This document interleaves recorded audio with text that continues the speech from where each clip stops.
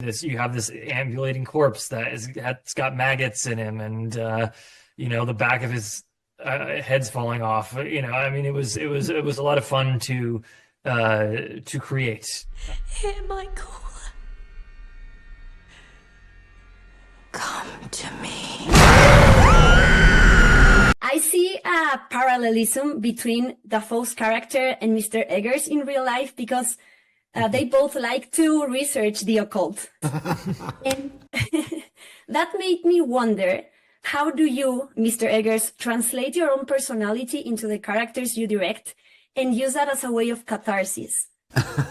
Yeah, I mean, I try not to think too much about it, but I think you have to be all of the characters in your story when you're writing it, or at least I do. Like a dream, it's all like they're all parts of your personality, and so you have to relate to and have compassion and empathy for every character, and there is a lot of Friedrich Harding in me, weirdly enough, there is and there is on bad days a lot of Ellen in me. When I read the script, I said, this is the part you would play.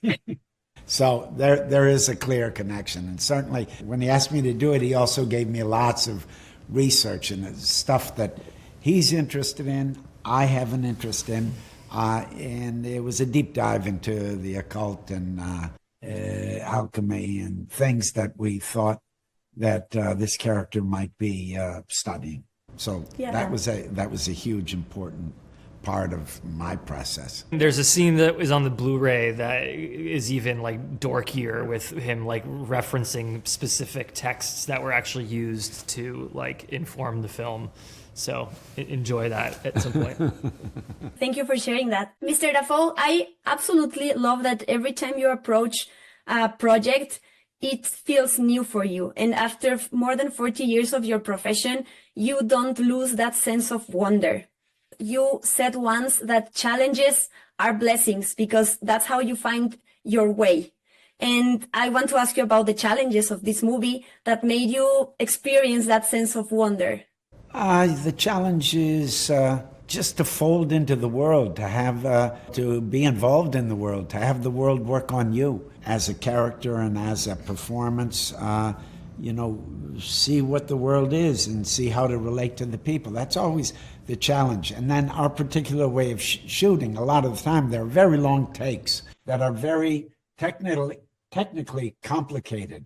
So you have lots of technical responsibilities, and you have a lot of responsibilities with the other actors as far as timing. There's lots of moving pieces. So it's not like this passive thing where you're navel-gazing and looking for things to feel or think about. It's a very active and a very athletic way of performing. And that's always a challenge. And I love that, because the level of engagement, the world drops away and you enter a new way of being.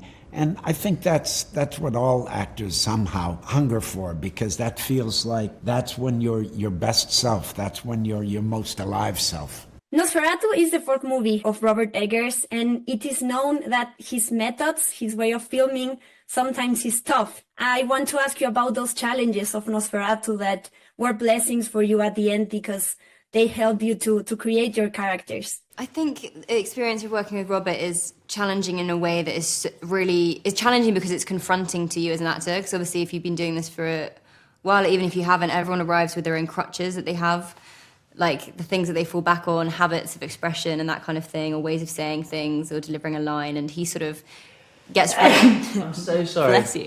I know how that sneeze was going. You were doing perfect. Carry on. So eloquent. I agree. And he sort of... I can't remember what. I'm so sorry. No. That's not really fair. I No, honestly did not mean to do that. No. I'm so sorry. It's that cat. He wants to... that damn cat.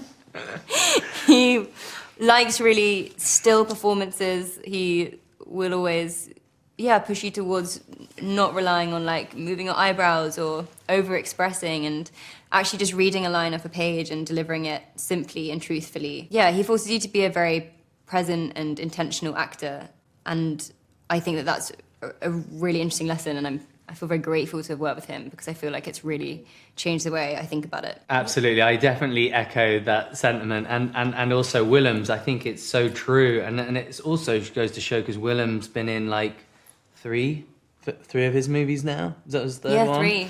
Once you've done a film with Robert, it's like no other.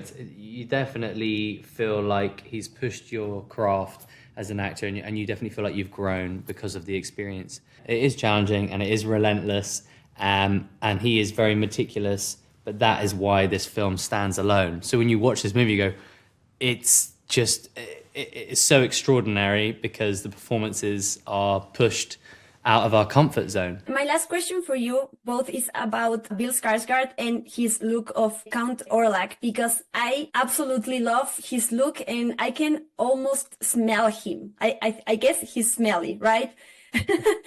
And I want to ask you about that, like conceiving that look and also like the first time you react to that.